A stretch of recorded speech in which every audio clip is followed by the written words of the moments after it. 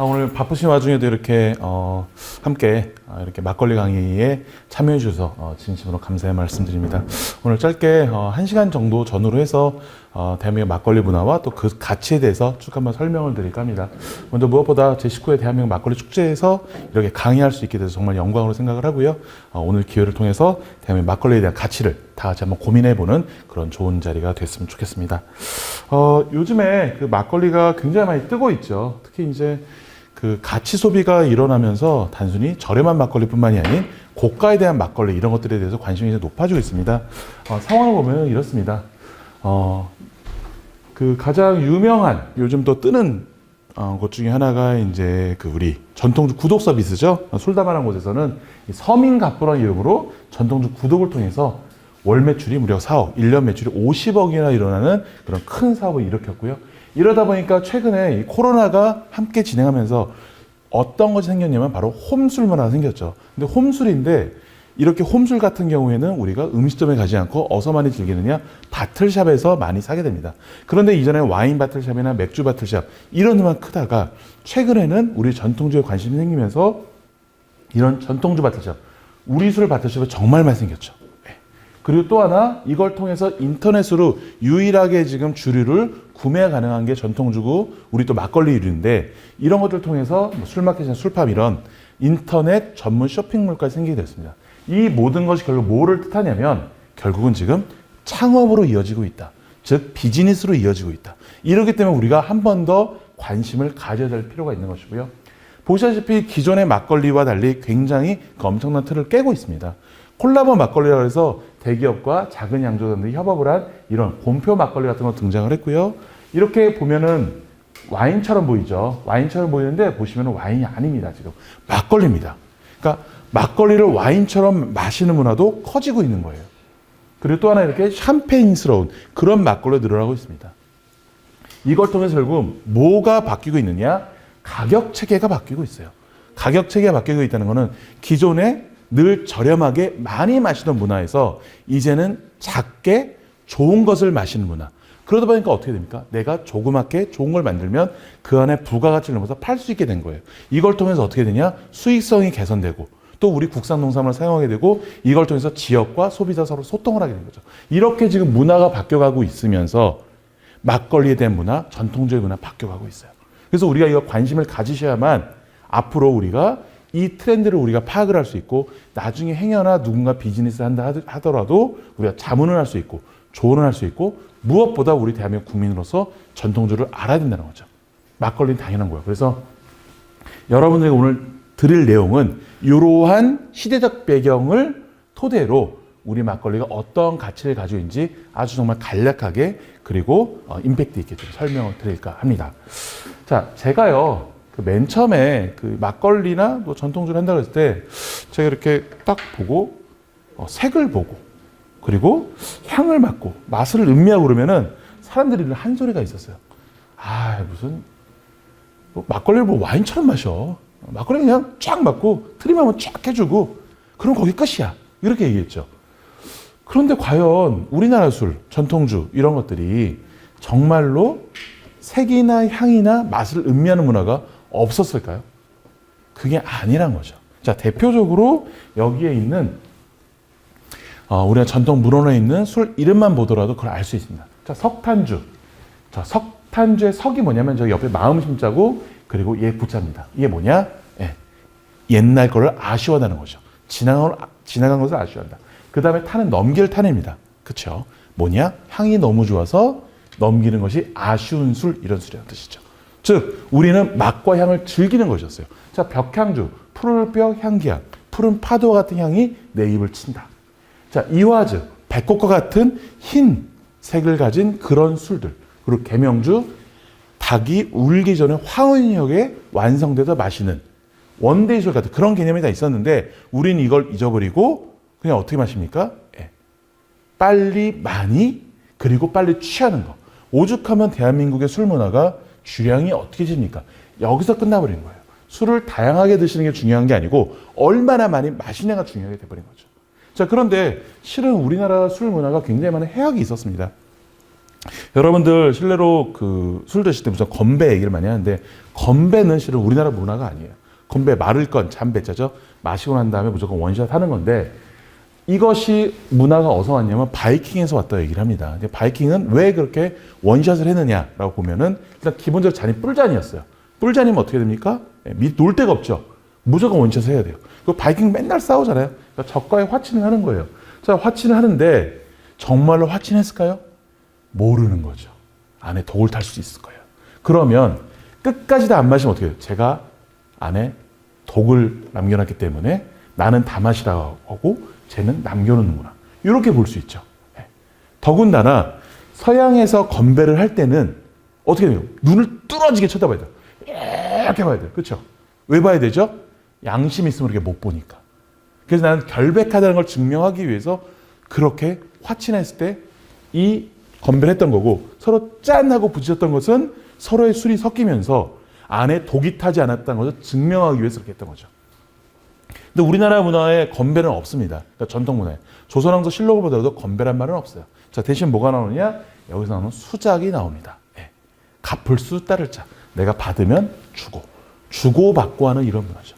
근데 같이 술을 한잔 합시다. 수작을 청하다 이렇게 얘기를 하는데 이걸 통해서 뭐가 나옵니까? 별로 친하지도 않은 사람한테 술 한잔 하자. 예. 그걸 뭐라 하죠? 예. 수작부리다. 이렇게 나온 거죠. 친하지도 않은데 왜 술을 먹자 그래? 웬 수작? 이렇게 된 거죠. 특히 별로 자기가 단골집도 아닌데 주마이가 주마한테 주마이 막걸리 한잔 받아봐 그러면 주마가 짜증이 나죠. 많이 팔아주지도 않으면서. 거기서 한마디 하는 거예요. 어디서 수작이시옵니까? 이렇게 나오는 겁니다. 네. 그러니까 이렇게 우리가 문화가 깊은 문화가 있었다는 거예요. 자, 여러분들 제가 굉장히 좋아하는 전통 중에 가목노라는 전통주가 있는데 보면 호리병입니다. 이 호리병을 보면은 안 보여요. 안에 얼마가 들었는지. 딱 보고 아 이게 술이 얼마가 들었을까? 딱 보는 게 바로 헤아릴찜 따를짝 짐작입니다. 짐작이라는 건 뭐냐면은 결과적으로 이 호리병 안에 있는 술병의 술이 얼마큼 있는가. 그래서 우리가 짐작한다. 짐작해봐 하는 것은 그 안에 술이 얼마나 있는지 찾아봐. 이런 뜻입니다. 자, 여기서 연결되는 게 있죠. 자, 바로 뭐냐면 여기는 작정입니다. 작정은 역시 호리병 안에 술이 얼마큼 있는지 모르니까 상대방한테 술을 얼마큼 따라줘야 될지 모르는 거예요. 또 이 사람이 술을 잘 먹는 사람인지 못 먹는 사람인지 모르다 보니까 아, 조금만 따라야지, 많이 따라야지 정해놓고 따른다 그래서 따를 짝, 정할 정. 작정이란 말이 또 나오게 된 거죠. 자, 우리 술자리 얘기 좀 할게요. 술자리에서 우리 보통 보면은 예를 들어서 부장님이 오늘 신입사원이 들어왔어. 그러면서 내가 술을 잔뜩 먹여서 나랑 친해질 거라서 술을 많이 따릅니다. 자, 많이 따르요. 신입사원이 마시기 싫은데 억지로서 마셨어요. 근데 이 신입사원이 실수를 한 거예요. 실수를 해서 막 넘어지고 뭐 하는데 주변에서 많이 안 챙겼어요. 자, 그러면 여기서 누가 제일 잘못했죠? 네. 그렇죠. 부장님이 잘못했죠. 네, 잘못했죠. 두 번째 잘못한 것은 그래도 실수를 한 사원도 잘못했고 또 세 번째는 그 주변에 있는 사람 잘못한 거야. 자, 그러면은 결국 뭐냐? 모두의 잘못이라는 게 있는 거죠. 그래서 부장님의 형량이 조금 감소가 됩니다. 이걸 뭐라 그러냐? 참여할 참 따를 짝. 그래서 여기서 나온 말 정상참작. 정상참작해서 당시의 형량을 줄여주겠다. 결국 어디서 나오냐? 술자리에서 나온 말이죠. 자, 우리가 보통 술을 드실 때 주전부리 없어? 먹을 것 좀 갖고 와. 주전부리 갖고 와. 이렇게 얘기해요. 주전부리가 뭐냐면 술주자의 앞전자. 술을 마시기 전에 부리 횡자를 써서 콕콕콕콕콕 포크로 찍어 먹는 것 같은 그걸 가지고 우리가 주전부리라고 얘기를 하는 겁니다. 이 모든 걸 술에서 왔어요. 그리고 이 단어들은 특히 수작, 짐작, 작전, 참작, 주전부리는 중국어에도 잘 없고요. 일본어에도 없어요. 우리나라만이 가지고 있는 굉장히 독특한 문화입니다. 이렇게 해학적인 문화가 있는데 우리는 그거를 잃어버렸다는 거죠. 네. 그래서 이것이 살아나면서 요즘 창업 문화라든지 비즈니스로 이어지고 있는 부분이 있는 겁니다. 자, 그러면 이러한 문화를 가지고 있으니까 자, 기본적으로 술이 어떤 건지 간단하게 보도록 하겠습니다. 자, 막걸리. 자, 간단히 보시면 여기 보면은 저 옆에 술의 원리라고 보시면요. 물병이 있고 사탕이 있죠. 이게 뭐냐면은 물과 당분이 함께 있는 상태입니다. 자, 물과 당분이 함께 있는 상태인데 공기 중에 있는 효모가 들어가면 더 당을 바꿔주죠. 뭘로 바꿔주죠? 알코올로 바꿔줍니다. 알코올로 바꿔주면 술이 되죠. 즉 뭐냐면 세상의 모든 술은 물과 당분이 함께인 상태, 즉 주스에서 시작을 하는 겁니다. 포도주는 포도주스에서 시작을 하고요. 사과주는 사과 주스에서 시작을 하는 거죠. 자, 그런데 여기 소박한 질문이 하나 있습니다. 자, 막걸리 뭘로 만들죠? 네, 그렇죠. 쌀로 만듭니다. 자, 그럼 쌀로 만들면 쌀로 주스를 만들어야 되죠? 네, 그 대표적인 역할을 하는 것이 바로 우리 입속에 있는 아밀라제, 타액, 침입니다. 밥을 오래 씹으면 어떻게 되죠? 달아지죠. 그걸 뱉으면 그대로 술이 되는 거예요. 근데 남이 씹은 거 별로 마시고 싶지 않잖아요. 그렇죠? 예. 정말 내가 살아가는 사람이 아니라면. 예. 그래서 또 대량으로 만들 수 없다 보니까 나온 것이 뭐냐, 바로 누룩입니다. 누룩을 넣어주면 쌀 속에 있는 전분을 막 쪼개주면서 당으로 바꿔주고, 그 상태가 살짝 식혜 같아요. 그 상태에서 어떻게 되느냐, 효모들이 들어와서 당을 먹어주면서 알코올로 바꿔주는 거죠. 즉 쌀로 만드는 경우에는 식혜와 같은 쌀 주스를 만들어야 된다. 자, 맥주 어떻게 만들죠? 맥주는 보리 주스로 만들어줘야 되는 겁니다. 그 역할하는 게 메가고요. 전통주에서는 누룩인 거예요. 네. 맥락은 다 비슷한 겁니다. 그래서 뭐다? 소리 되기 전에 무조건 주스다. 이렇게 이해하시면 좋습니다. 자, 막걸리 술이죠. 술이라는 어원이 되게 멋있어요. 예, 뭐냐면 전 예전에 그냥 술 어원 했었을 때 그냥 술술술술술 들으니까 술인가 보다 이렇게 생각했는데 그것이 아니었어요. 뭐냐면 바로 여러분 맥주나 샴페인 또 막걸리 보시면 막 기포가 올라오잖아요. 예, 그것이 발효되고 있다는 뜻입니다. 당이 알코올로 되면서 같이 부산물로 탄산 CO2를 내보내요. 그 말을 보고 우리 양조장에서 뭐라고 하냐면 술이 끓는다. 막걸리가 끓는다. 이렇게 얘기하거든요. 즉 뭐냐면 이 안에 불이 있다는 소리예요. 불이 있어서 끓는다는 소리예요. 그래서 한글학자 천소영 교수는 뭐라고 얘기하냐면 물속에 불이 있다. 그래서 술의 어원은 수불일 것이다 얘기를 했어요. 그래서 수불이 술술술로 잘 풀려간다는 이렇게 된 거죠. 자, 그래서 일단 천안 선생은 이렇게 얘기했어요. 범어로는 그러니까 고대 인도죠. 이런 경우에는 수라라고 부른 부분이 있고요. 자, 여러분들 일본에 가셔서 또는 한국에서 일본식 된장, 습을 드시는 경우가 있죠. 이 된장 습 같은 경우에는 일본어로 미소 시루라고 합니다. 근데 미소는 된장이에요. 시루는 뭐냐? 발효 음식이라는 뜻이죠. 네, 그래서 일본의 시루, 또 웅가로, 저 헝가리 계통의 그쪽 말을 보면은 세르란 말이 있어요. 그래서 이 웅가로의 세르, 인도 쪽의 수라, 일본의 시루, 한국의 뭐다? 술. 그래서 동아시아의 언어학적 매개체를 이루는 것이 아닌가라는 그런 뉘앙스로 또 말씀을 하기도 하셨죠. 굉장히 멋있는 말이에요. 예, 중심이 되는 말이죠. 예, 그리고 이 안에 뭐가 들어있냐? 수불이라는 뜻도 결국은 발효되고 있다는 뜻입니다. 그래서 술의 어원은 발효로 이어지는 거죠. 술을 마시니까 술이 아닌 것이고. 예, 이런 멋진 뜻이 있다는 거 여러분이 꼭 기억해 주셨으면 좋겠어요. 자, 기본적으로 술을 빚긴 되게 힘듭니다. 막걸리도 마찬가지예요. 왜냐하면 일단 기본적으로 옛날에 쌀이 남아야 됐어요. 그렇죠? 공간이 있어야 되죠. 그렇죠? 기다림의 미학이 있어야 됐고 매일매일 관리를 해줘야 됩니다. 너무 귀한 거예요. 귀하다 보니 어떻게 됐어요? 술을 절대로 남기면 안 되는 거죠. 예. 술을 남기면 혼난다는 게 실은 여기서 나온 겁니다. 막걸리도 마찬가지예요. 예. 그 귀한 쌀, 곡식을 어떻게 남깁니다. 더군다나 한참 동안 걸려서 만든 거예요. 예. 그러니까 그 귀한 걸 어디 썼느냐? 제사나 차례를 지낼 때 썼고, 이 특히 세계문화유산인 종묘제례 행사를 진행할 때는 세 가지 술이 나옵니다. 첫 번째 막걸리, 두 번째 동동주, 세 번째 청주. 막걸리가 맨 처음에 나온 이유는 모든 술의 모체가 되기 때문이죠.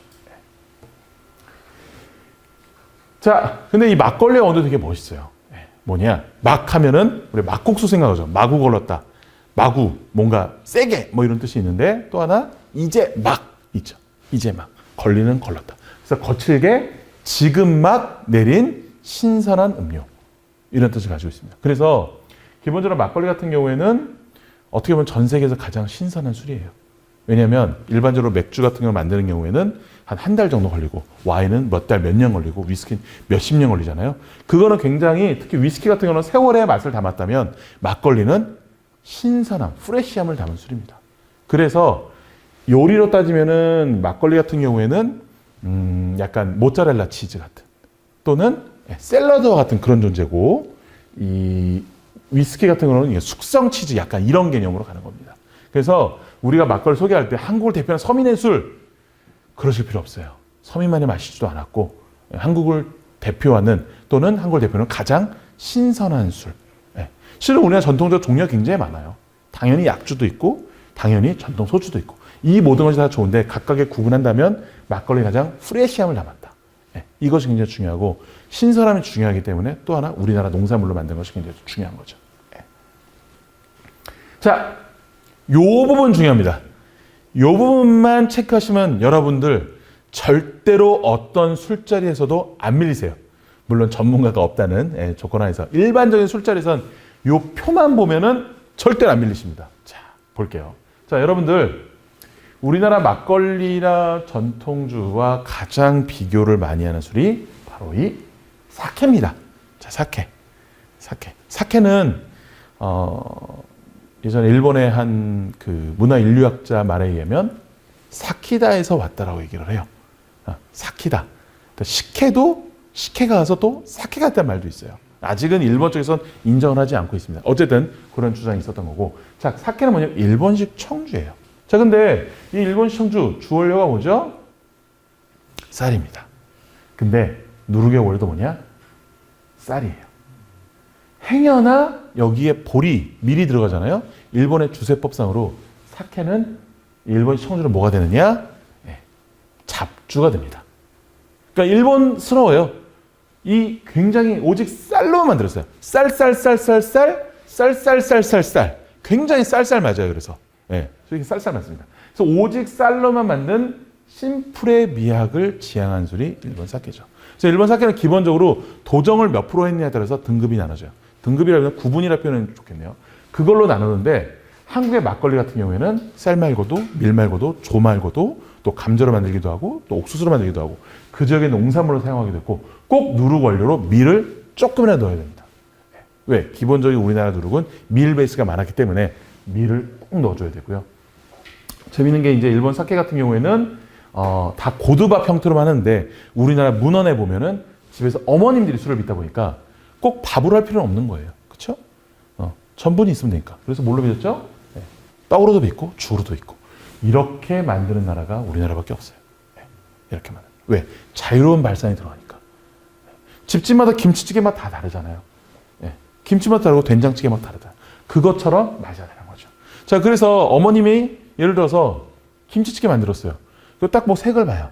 그리고 향을 이렇게 맡아요. 맛을 딱 보죠. 이게 뭐랑 똑같냐면 소믈리에들이 와인 체크하는 거 똑같습니다. 딱 와인 보고 색을 보고 향을 맡고 마셔보고. 그러니까 우리나라 김치찌개 어머니 맛보는 문화가 와인의 소믈리에 맛보는 거 똑같은데 와인의 소믈리에 멋있어 보이고 엄마 건 소박해 보이는 거죠. 맥락은 같은 건데. 와인잔도 마찬가지예요. 와인잔이 이렇게 동그랗게 생겨가지고 밑에가 살짝 얇아지잖아요. 그게 뭐랑 똑같이 생겼냐면 항아리랑 똑같이 생겼어요. 우리가 시골에 갔을 때 할머니들이 그 종지에서 뚜껑을 열고 딱 색을 보고 국자로 휘휘 저으며 맛보는 거. 똑같은 맥락입니다. 근데 우리는 외국 술에 대해서만 멋있다고 생각하고 우리 술에 대해서는 그렇게 낮게 보는 경향이 너무 많아요. 그게 아니라는 거죠. 둘 다 음식의 맥락에서는 같은 거고 맛을 보고 체크하고 내가 누구에게 선물을 주기 전에 내가 누구 술을 따라주기 전에 체크하는 그 문화가 있는 것입니다. 다만 우리나라는 일제강점기와 압축 성장을 거치면서 그 문화가 사라진 거고 그래서 요즘에 그 문화가 살아나면서 막걸리나 전통주 문화가 최근에 많이 인식이 되고 또 저변이 넓혀지고 있는 것이 바로 그런 이유죠. 자, 말이 길어졌는데 어쨌든 막걸리는 그거에 비해서 다양한 원료를 사용하고 누룩의 원료는 무조건 밀이 들어가고 고두밥이나 떡, 죽으로도 빚기도 한다. 자, 막걸리에 원액, 그러니까 막걸리가 보통 이제 발효되면 14도, 15도 정도 이 정도 되는데 그 원액만 떠서 맑게 좀 더 숙성해서 마시는 거를 약이 될 만큼 귀하다 그래서 약주라고 표현을 했습니다. 그리고 약재가 들어가는 경우들도 있고요. 자, 그리고 이러한 약주나 탁주를 증류하면 전통 소주가 되고, 자, 맥주를 증류하면 뭐가 되죠? 그렇죠. 위스키류가 됩니다. 자, 와인을 증류하면 뭐가 되느냐? 브랜디가 되는데, 브랜디 중에 가장 유명한 것이 프랑스의 꼬냑 지방이죠. 그래서 여기서는 꼬냑이 또 유명합니다. 자, 근데 흥미로운 게 하나 있어요. 다 물을 넣습니다. 막걸리도 물 넣고요. 전통 소주도 물 넣고, 뭐 사케도 물 넣고요. 맥주도 물 넣고, 위스키 다 물 넣어서 조절하는데 유일하게 물을 안 넣는 게 있죠. 바로 뭐죠? 네, 와인 물을 안 넣습니다. 왜 안 넣느냐? 우리 일반적으로 뭐 포도알 자체에 수분이 많으니까 이것도 맞습니다. 그런데 물을 안 넣는 이유가 있어요. 왜냐? 자, 현재 이 와인이 가장 많이 발달한 곳이 이제 유럽인데 유럽의 물들을 보면 대부분 다 석회질이 많죠. 그렇죠? 네. 그 석회질 물을 대신하기 위해서 와인이나 맥주가 발달한 것인데 그러다 보니까 유럽의 음식은 물을 많이 넣은 음식은 급이 좀 낮습니다. 네. 그래서 해산물에 육수로 나오게 하느냐? 수분이 필요하면 뭘 넣죠? 우유를 넣어버리는 거죠. 굽거나, 그렇죠? 아예 튀겨버리거나 이런 것들이 많은 거예요. 근데 우리나라 물은 어때요? 유럽 그 석회질이 많은 경수에 비해서 우리나라 물은 연수죠. 그래서 밥 지을 때 물 넣고, 그렇죠? 네. 우리가 국 자주 끓여 먹고 물 넣어서, 그렇죠? 그리고 차 많이 마시고 술에도 물을 넣은 거예요. 자, 그리고 여기서 약간 사족인데 유럽은 왜 그렇게 석회질이 풍부했을까? 석회질이 석회에서 이렇게 많을까? 보면 석회질, 석회암 이런 거 자체가 기본적으로 바닷속에 있는 생물의 뼈나 조개 껍데기 이런 게 쌓여서 생긴 거거든요. 그래서 새하얘요. 유럽 가면은 다 그 돌들이 다 그 석회암 쪽으로 돼 있잖아요. 그래서 조각하기 되게 편해서 굉장히 훌륭한 작품들이 많은데 왜 이렇게 많으냐? 유럽은 다 2억 년 전, 1억 년 전, 2억 년 전에 다 뭐였냐? 바닷속이었어요. 바닷속. 그래서 아직도 이런 조개 껍데기류 화석도 많이 발견이 되고, 예. 그리고 그 조개 껍데기 같은 화석류가 나온 것에서 그 주변에 있는 굴과 또 화이트 와인이랑 같이 먹으면 너무너무 잘 어울리기도 하죠. 예. 어쨌든 유럽의 중요한 건 뭐였다? 다 바닷속이었다. 예. 이런 부분이 또 중요합니다. 예. 자, 어쨌든 중요한 건 우리나라는 물이 좋아서 뭐다? 술도 맛있다. 그리고 그 술에 물을 많이 사용했다. 이런 부분이죠. 자, 간단하게 증류에 대해서 좀 말씀드릴게요. 소주에 대해서 말씀드리자면 기본적으로 막걸리나 청주를 넣고 끓입니다. 끓이면 여기서 자, 여러분 물은 몇 도에서 기체가 되죠? 100도죠. 그렇죠? 알코올은 몇 도에서 기체가 되죠? 그렇죠? 아시는 분 많으실 텐데 자, 78.3도입니다. 그럼 먼저 끓는 점이 낮으니까 먼저 위로 쭉 기체가 돼서 알코올이 올라가서 여기에 차가운 매질과 만나면 다시 어떻게 되죠? 똑똑똑똑똑 이슬처럼 떨어지죠. 이슬처럼. 그래서 우리나라 술들에는 이슬로가 들어간 술들이 많습니다. 로가 들어간 전통주 꼭 한번 더 찾아보세요. 자, 그리고 이렇게 끓이기 위해서 뭐가 필요하죠? 불이 필요하죠. 그래서 이런 술가가 뭐라 하냐? 불사를 소, 술주, 그래서 소주란 말이 여기서 나온 거죠.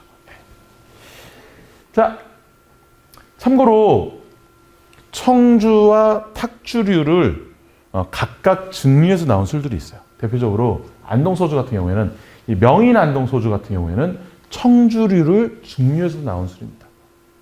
자, 그리고 민속주 안동소주 같은 경우에는 탁주류, 막걸리라는 표현보다는 탁주의 원액, 술덫이라고 하는데 그 술덫, 탁주의 원액을 증류해서 만든 술이에요.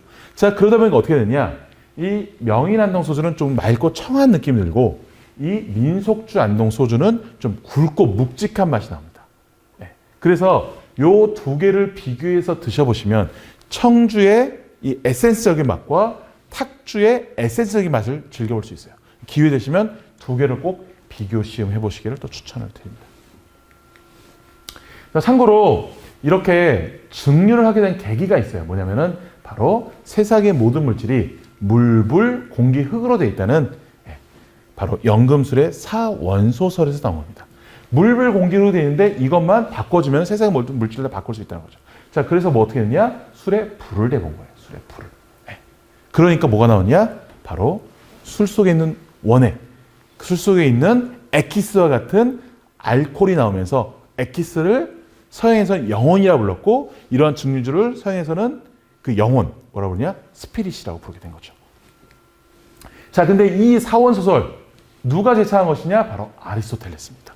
아리스토텔레스. 그래서 이 아리스토텔레스가 이 사원소설 물불 공기흙에 온냉 건습을 더하고 이거를 믹싱하면 된다 라고 해서 간 것이 지금의 이슬람의 연금술로 이어졌고요. 이슬람의 연금술에서 그거를 개발을 해서 증류주, 소주류 같은 경우는 몽골을 통해서 중국으로 들어왔고 그 몽골을 통해서 한국으로 들어와서 소주류, 그러니까 증류주가 우리나라에 나오게 됐고 그걸 통해서 스코틀랜드로 가서 스카치 위스키가 됐고요. 동유럽으로 가서 보드카가 됐고 프랑스 가서 꼬냑 이런 류가 된 거죠. 근데 재미있는 것이 위스키의 어원이 우스게바라고 하고 보드카의 어원이 지즈데냐 보다라고 하고 그리고 프랑스 증류주의 어원이 오드비라고 하는데 다 뜻이 같습니다. 뭐냐? 다 생명의 물이에요. 왜 생명의 물이냐? 유럽에 흑사병이 올 때 다 치료제로 쓰였던 겁니다. 의역하자면 다 약주였던 거예요. 약주. 그러니까 실질적으로 우리나라의 역사를 보더라도 유럽의 역사를 보더라도 이러한 술들, 특히 증류주를 관리하는 것들은 다 어디서 했느냐? 처음엔 다 의사들이 관리합니다. 최초의 면허를 준 것은 다 의사고 우리나라 궁중에서도 감옥론 같은 술들은 누가 담당했느냐? 내의원, 홍소주라 그래요. 그래서 이런 것들을 어서 담당하면 내의원이 담당하면서 굉장히 귀하게 쓰고 은소수로 증류를 하기도 했어요. 그래서 이러한 문화가 유럽에 뿐만 있는 것이 아니고 우리나라도 있었다는 거 여러분 참고하시면 좋을 것 같아요. 자, 결국은 제가 하고 싶은 말은 딱 하나입니다. 소주든 약주든 그 모든 것의 베이스가 되는 것은 바로 뭐다? 막걸리, 탁주다. 신기하게 여러분 맥주도 막걸리류가 있고요. 와인도 막걸리가 있어요. 탁한 것을 막걸리라 부를 수 있는 거죠. 이제 막 걸러낸 것들.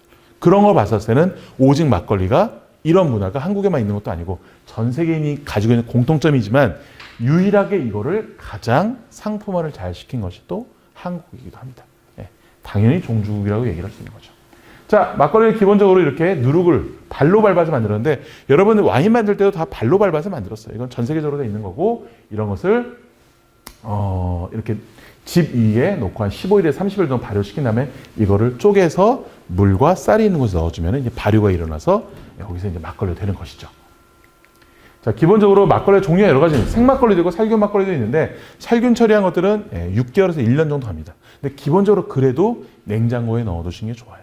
넣어주시면 좋고 생막걸리 같은 경우는 청량감이 좋은데 유통기한이 좀 짧죠. 그렇죠? 자, 원료가 쌀막걸리는 이 글루텐 함량이 적어서 담백하고 깔끔한데 밀막걸리는 글루텐 함량이 높다 보니까 얘가 진득해요. 그리고 밀막걸리 같은 경우는 드실 때 어떤 느낌이냐면 살짝 내가 식빵을 먹는 듯한 느낌이 있습니다. 그래서 밀막걸리 그러면은 식빵에 대한 맛을 한번 찾아보세요. 한번. 요것이 또 하나 밀막걸리의 매력이기도 합니다.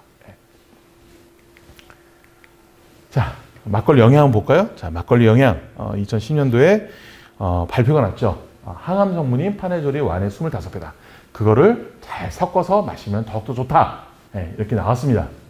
자, 그러면서 식이섬유, 변비나 다이어트 효능이다. 자, 식이섬유의 많은 이유는 간단해요. 자, 전분이 당으로 변하고 당이 알코올로 됐죠. 그러면 그 전분은 지금 알코올로 돼서 없는 거예요. 뭐가 있냐? 껍데기밖에 없는 거죠. 그 껍데기 뭐냐? 식이섬유인 거예요. 당연히 소화에도 편하고 변비나 다이어트 효능이 있는 거죠. 자, 비타민 B, 유산균, 유산균은 요즘 잘 없다 이런 얘기도 하는데 그래도 있는 경우도 많습니다. 자, 효모 이렇게 얘기를 하는데 자, 중요한 포인트가 하나 있어요. 자, 항암 성분인 파네졸이 와인의 25배 다르게 되는데 자, 그럼 막걸리 여러분들 매일 10병씩 드시면 암에 걸릴까요, 안 걸릴까요? 암에 걸릴까요, 안 걸릴까요? 그렇죠. 암에 안 걸릴 수도 있어요. 근데 확실한 건 여러분들 간은 무조건 나빠집니다. 간은 나빠져요. 즉 우리가 술을 드시면서 뭔가 여기서 우리가 기능성을 바라는 거는 이젠 그런 시대는 아니에요. 좋은 음식도 많고 좋은 약도 많습니다. 그렇기 때문에 이제는 맛과 향으로 즐기는 시대가 온 거예요. 우리가 보통 술에 취한다 얘기하지만 술에 취하는 시대는 아닌 거예요. 이제는 향에 취해야 되고 맛에 취해야 되는 거죠. 그래도 확실한 건 있어요. 여러분들 막걸리랑 잘 어울리는 음식 뭐죠? 파전이죠. 자, 왜 그럼 파전하고 잘 어울린다 얘기를 하는가라는 부분인데요. 자, 여러분들 파전 보면은 그 비 오는 소리에 파전에 튀기는 소리가 비슷하고 그래서 파전이 생각나니까 막걸리 생각나고 또 비 오는 날 그 농번기에 일손이 없다 보니까 집에서 그냥 빈대떡이나 구워 먹다가 막걸리 생각나고 이렇게 얘기를 하죠. 이것도 맞는 부분이 있는데 자, 여러분 대표적으로 보시면 막걸리 보시면 안에 뭐가 들어있죠? 누룩이 있죠. 그 누룩의 역할이 뭡니까? 전분을 막 쪼개주는 역할이죠. 자, 근데 파전의 주 원료 뭐죠? 밀가루. 그렇죠? 밀가루 뭡니까? 전분이죠. 즉 파전과 막걸리 같이 먹으면 막걸리 안에 누룩이 이 파전의 전분을 막 쪼개주면서 당으로 바꿔주면서 그거를 혈액 속으로 보내줍니다. 즉 소화를 도와줘요. 소화를. 그렇기 때문에 막걸리와 파전이 잘 어울린다고 하는 거예요. 자, 반대로 삼겹살과 막걸리는 잘 많이 안 먹잖아요. 이유는 뭐냐면 그 고기류, 단백질류, 지방류는 막걸리가 많이 분해를 하지 않습니다. 그래서 실은 뭐가 더 좋냐? 전분류가 제일 좋은 거예요. 전분류가. 이러한 맥락이 다 있는 거죠. 그러면은 우리가 일반적으로 소주와 삼겹살을 왜 잘 어울린다고 하느냐? 간단합니다. 여러분 삼겹살집 가면 테이블 뭘로 닦죠? 남은 소주로 닦죠? 자, 알코올은요, 지방을 분해시켜버려요.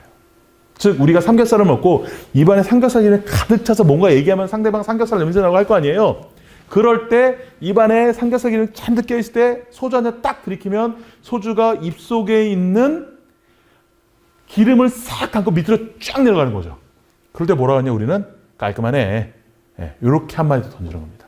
각각의 음식과 이 술의 매칭은 다 이유가 있는 거예요, 맥락이. 그래서 이런 부분을 여러분이 감안하시고 드시면 훨씬 더 술자리에서 삶의 질이 높아질 겁니다. 자, 막걸리 파전 잘 어울리는 말씀 드렸고요. 자, 어쨌든 이렇게 많은 막걸리가 1000종류 이상이죠. 1500종류, 2000종이라 얘기도 합니다. 그래서 저는 이 막걸리 여러분 드실 때 저는 아직도요, 저기 전남, 남도 음식 드시는데 남도 음식 드시면서 거기서 대기업의 소주와 맥주 드시는 건요, 전 프랑스 파리 가서 맥도날드 먹는 거랑 똑같다고 생각해요. 그 지역의 막걸리 찾아보시고 그 지역의 전통주 찾아보세요. 그곳에서만 즐길 수 있는 특별한 혜택입니다. 얼마나 아까워요. 그 동네 갔으면 그 동네 술을 마셔야죠. 그 동네 가서 그 동네 음식 먹는 것처럼. 우리가 남도 가서 맥도날드 안 가잖아요. 우리가 남도 가서 롯데리아 안 가잖아요. 물론 시간이 없으면 갈 수도 있어요. 갈 수 있지만 일부러 그 지역에 있는 음식을 찾는 만큼 그 지역에 있는 술, 그 지역에 있는 막걸리와 전통주 찾아야 되는 거죠.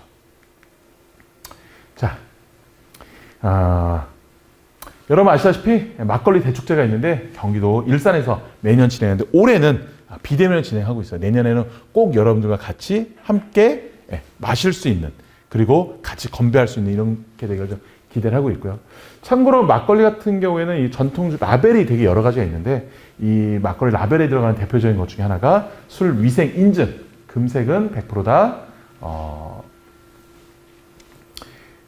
우리 국산 농산물을 사용한 것이고, 녹색은 수입 농산물을 사용한 것인데, 수입 농산물은 녹색을 사용했다고 해서 무조건 나쁜 건 아니에요. 왜냐? 그 농산물 자체가 없는 경우들도 많아요. 사고 싶은데 못 사는 경우들이 많아요. 그래서 그거는 우리가 잘 파악을 해요. 단순히 이분법적으로 무조건 뭐 수입 농산물이 나쁘고 우리 농산물 좋은 거 이런 것보다는 왜 이걸 쓸 수밖에 없는 상황이 있는가를 우리가 한번 파악해 보는 것도 굉장히 중요하다고 생각합니다. 자, 여러분을 드실 때 좀 아까 살균 막걸리, 생막걸리 이런 말씀을 제가 드렸는데 여러분들 보시면요, 이거 다 써 있어요. 어디에? 뒷라벨에. 뒷라벨을 꼭 보시고 살균이 생인지 보시고 안에 들어간 재료도 보시고 이 재료의 맛을 보시는 게 되게 중요합니다. 이 재료의 맛을 어떻게 느껴보고 여기서 어느 지역이고 그리고 이 음식과 이 술이 어떻게 매칭인지 생각을 한다면은 훨씬 더 우리가 먹고 마시고 취하는 문화에서 탈피하는 다양성의 세계로 갈 수 있다는 거죠.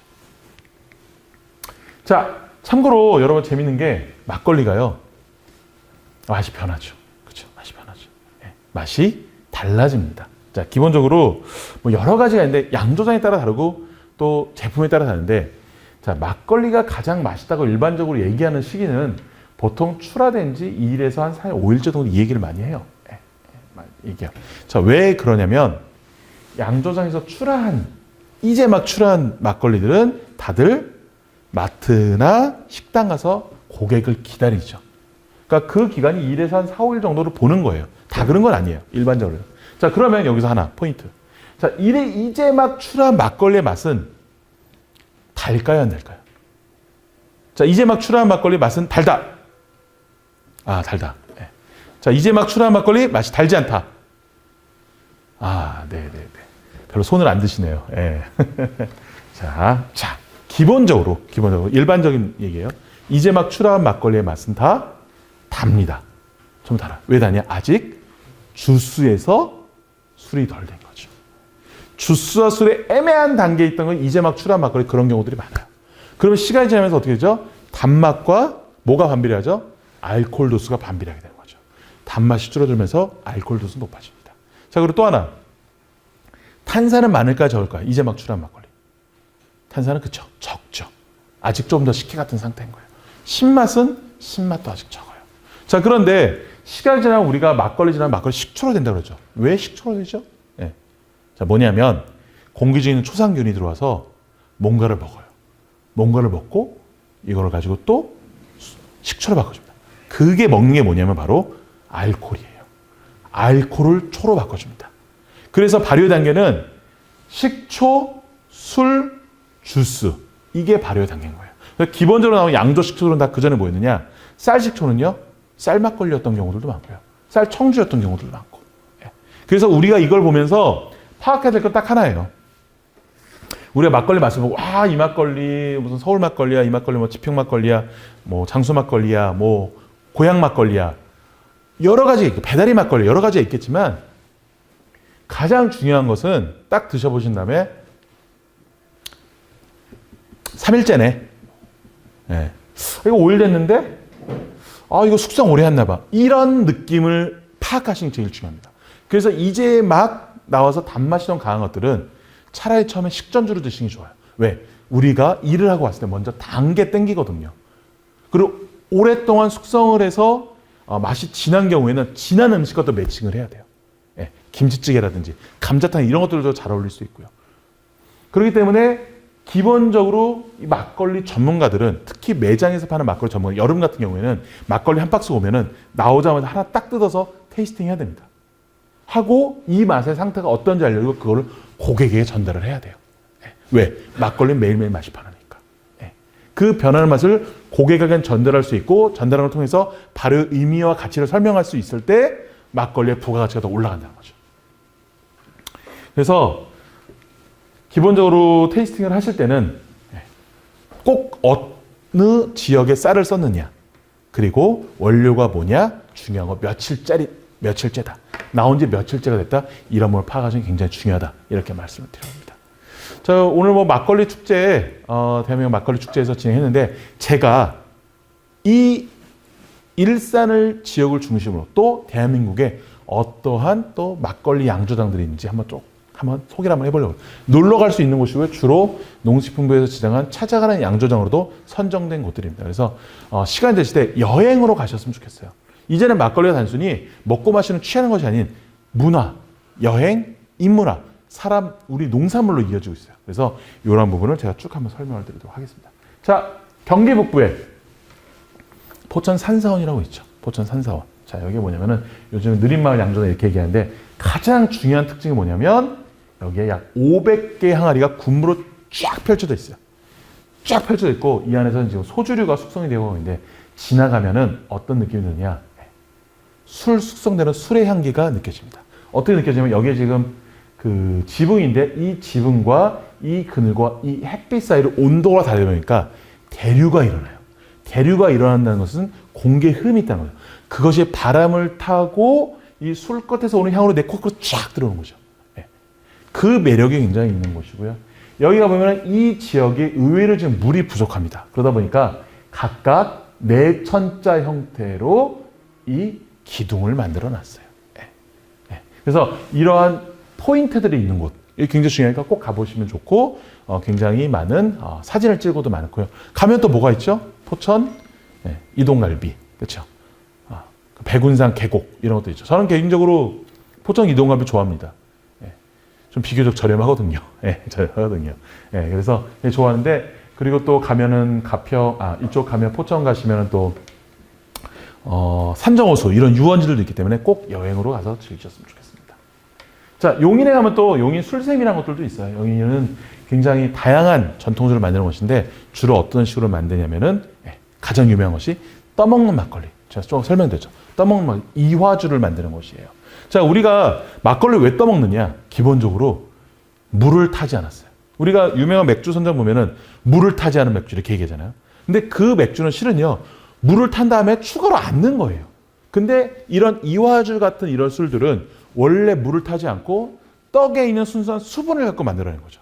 물론 이 용인 술샘에서 만들어지는 이화주 같은 경우 물을 조금 넣긴 하는데요. 충분히 수저로 떠먹을 수 있는 그런 막걸리입니다. 그걸 떠먹어서 우리가 딸기에 찍어 먹어도 되고요. 예, 저 같은 사람은 빵에 발라 먹어도 되고요.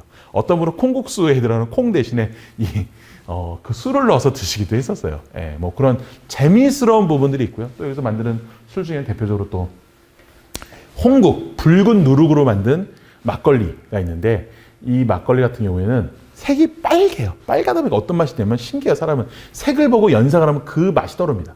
토마토의 맛이 느껴져요. 예. 이래서 사람을 우리가 소믈리에들이 예를 들어서 전문가들이 이건 어떤 과실량이 납니다. 여기서는 어떤 흙맛이 있습니다. 여기서는 어떤 아로마가 있고 이렇게 말하는 게 굉장히 중요해요. 그거를 말함으로써 그게 떠오르는 거예요. 예. 구체적으로 얘기하고 상상력을 느끼게 해주는 게 굉장히 중요하다는 거죠. 예. 어쨌든 그런 술들이 있어서 굉장히 유명하고 여기에 또 가까운 데가 뭐가 있냐면 백암순대가 유명합니다. 백암순대. 예, 백암순대가 유명하니까 차로 한 10분, 15분 정도 백암순대 가볼 수 있어요. 그래서 그리고 에버랜드도 가깝습니다. 에버랜드 차로 한 15분, 20분 갈 수 있으니까 꼭 한번 가보시면 좋을 것 같아요. 자, 평택에 밝은 세상 영농조합이라고 있는데 여긴 또 어디냐면은 바로 뭐냐? 화가가 현미반, 쌀반으로 만드는 막걸리를 만드는 곳이에요. 예, 이계성 화백이 운영하는 곳인데 그 갤러리가 있고요. 그래서 직접 체험도 할 수 다 있는데 재밌는 게 있어요. 이 이계성 화백 집안에서는 예전에 배농사를 졌다 그래요. 배농사. 배과손했죠. 그래서 이 평택 밝은 세상 영농조합 여기서 만드는 막걸리 호랑이 배꽃 막걸리인데 이 호랑이 배꽃 막걸리 맛을 보면 살짝 배 맛이 느껴집니다. 신기해요. 왜? 내가 어릴 적 그 향을 생각해서 술을 만든 거예요. 그러니까 술에서 배향이 납니다. 즉 한국의 막걸리는 그 사람의 성격, 그 사람의 배경, 그 사람이 가진 생각이 담아서 나와요. 그래서 한국의 막걸리 맛을 보면 그 사람의 성격이 느껴지는 거예요. 그래서 뭐냐? 이걸 통해서 그 사람과 내가 소통을 할 수 있다는 거죠. 이것이 한국의 막걸리 전통주가 가진 매력입니다. 자, 조금 더 이 평택에서 서해대교만 넘으면은 충남의 초입인 신평양조장이라고 있습니다. 여기는 90년 역사를 가진 곳이고요. 지금 3대 김동효 대표님께서 운영하는 곳인데 이 3대 김동효 대표님이 되게 또 훌륭하신 분이세요. 원래 그 삼성전자에 계시다가 가업을 잇고자 삼성전자 마무리하시고 지금 이쪽에서 가업을 잇고자 그 진행하시는데 당진의 프리미엄 쌀인 헤나로쌀을 사용해서 하고 있고 또 아버님이 독실한 불교 신자다 보니까 불교에서의 그 가장 대표적인 꽃이 연꽃 아닙니까? 그 백년을 이용해서 연잎을 넣어서 막걸리 만드는데 그것이 불교의 곡차 문화를 복원했다고 얘기를 하죠. 그래서 그 곡차 문화를 복원했는데 연잎을 넣는 이유는 간단합니다. 실은 연꽃을 좋아하는 이유는 불교에서 연꽃 자체가 아무리 더러운 곳에 있더라도 주변을 정화시켜주는 의미가 있는 거예요. 연잎을 넣은 이유는 내가 막걸리 마시더라도 그것을 통해서 주변을 정화시키는 선한 영향력을 행사하자는 마음을 담고 만드신 거예요. 근데 되게 재밌는 게 백년 막걸리 같은 경우에는 이 두 분이 굉장히 차분하세요. 아버님이나 여기 그 김용세 아버님이나 여기 그 김동효 대표는 굉장히 차분한 성격 소유주인데 이 술도 차분해요. 차분해요. 네. 저는 살짝 마시면 차와 같은 느낌이 드는 것이 바로 이 신평양조장에서 만드는 백년 막걸리입니다. 그래서 이런 걸 통해서 우리가 정말 이분의 성격을 가늠해 볼 수도 있고 이걸 통해서 사람의 또 인간적인 매력을 또 느껴볼 수도 있는 거죠. 자, 요즘에 굉장히 유명한 곳 중 하나가 이제 해남 해창주조정입니다. 이게 뭐냐면 대한민국에서 가장 비싼 막걸리를 만드는 곳이죠. 비싼 막걸리 뭐냐? 맞죠. 바로 해창 롤스로이스라는 막걸리인데 이게 한 11만 원 정도로 하죠. 예, 굉장히 비쌉니다. 알코올 도수 18도로 굉장히 높게 만들었고 뭐 좋은 유기농 쌀과 오래된 숙성 통해서 만들었는데 뭐 다 그런 부분을 제가 여기서 언급하는 건 좀 애매한 것 같고요. 자, 어쨌든 저는 굉장히 좋아하는 맛이긴 합니다. 기회 되시 꼭 한번 드셔보시고 이 너무 비싸다 보니까 4명이서 서로 3만 원씩 내서 사는 경우도 있어요. 네, 3만 원씩 내서 한 병 사가지고 다르게 맛을 보고 하는 거죠. 근데 저는 그런 것 같아요. 이게 11만 원짜리 제품이 나왔을 때 사람들이 욕을 많이 했어요. 대표적인 것들이 막걸리가 왜 이렇게 비싸란 거였어요. 그러니까 한국 사람들은 아직도 막걸리가 비싸고 한국 술이 비싼 것들 인색해요. 위스키나 꼬냑이나 와인이 비싸면 그렇구나 하는데 그 이상하게 한국 술에도 인색한 거예요. 그래서 예전 10년 전만 하더라도 마트에서 100원이 더 비싼 막걸리는 다 철수를 했어요. 좋은 쌀로 만들어서 소비자가 인정을 안 해줬던 거예요. 이제 조금씩 바뀌어 나가고 있는 겁니다. 저는 이런 쪽에 이런 술들이 나오는 게 되게 의미가 있다고 보고요. 이 해창 주정의 특징이 뭐냐면은 100년 된 정원인데 여기에 100년 동안 그대로 있었던 이끼가 살아있어요. 겨울에 가도 늘 있는 이끼. 600년 된 배롱나무와 연못이 이거 가면 새소리가 지저귀는 그런 곳입니다. 다만 아픔의 역사도 있어요. 뭐냐? 원래 일본인 시바타 히코이라는 사람이 여기서 정미소 사업을 하면서 여기 살았는데 일본인의 흔적이 그대로 있는 곳이에요. 바로 옆에 거대한 미곡 창고가 있어요. 미곡 창고에서 뭐 했겠어요? 수탈을 해서 일본으로 보냈겠죠. 그 아픈 역사도 있어서 저는 저희 가족들, 저희 딸내미와 함께 한국의 아픈 역사를 보자 그래서 여기 가서 딸내미는 맛있는 남동시 먹고 저는 열심히 해창 막걸리를 마셨습니다. 어쨌든 이런 것과 역사적 맥락과 연결되어 있는 것이 한국의 또 막걸리 문화, 전통주 문화라는 거예요. 그래서 여러분이 단순히 막걸리와 전통주를 생각했을 때 마시고 취하고 으쌰으쌰 여기서 끝나는 것이 아닌 정말로 사람의 철학, 생각, 역사, 문화, 우리 농산물로도 이어지는 대한민국의 엄청난 부가가치를 가진 것 막걸리와 전통주라고 여러분 꼭 알아주시고 잘 모르시면요. 일단은 포털 사이트에서 전통주 또는 프리미엄 막걸리, 뭐 크래프트 막걸리 쳐보세요. 그러면은 쫙 나옵니다. 그럼 얼마나 다양한지 아실 수 있으실 거예요. 이런 걸 통해서 창업으로 이어지고 비즈니스로 이어지고 있다는 거. 여러분들이 관심을 가져주시면 여러분이 창업 안 하셔도 돼요. 굳이 창업을 하라고 제가 말씀도 안 드려요. 안 하셨으면 좋겠어요. 하지만 관심을 가지시고 이런 관심을 통해서 우리나라 문화에 자부심을 가지시면 지금의 K-팝, K-무비, K-드라마, 오징어 게임 이상으로 한국의 술이 전 세계로 퍼져나갈 수 있다고 생각합니다. 왜? 우리는 한 사람 한 사람 모두가 민간 외교관이기 때문이에요. 외국을 나가지 않더라도. 그래서 한국의 이런 막걸리 문화에 대한 다양성, 가치를 다시 한번 우리 생각하는 계기가 됐으면 좋겠고요. 오늘 정말 부족한 강의였지만 여러분들 정말 끝까지 경청에 너무 감사드리고 내년에도 꼭 제20회 대한민국 막걸리 축제에 참여했으면 좋겠어요. 올해는 19회지만 그래서 감사드리고 또 여러분들과 소통할 수 있는 계기를 또 기다리도록 하겠습니다. 오늘 너무 감사드리고 다음에 또 인사드리도록 하겠습니다. 고맙습니다. 감사합니다. 감사합니다. 감사합니다.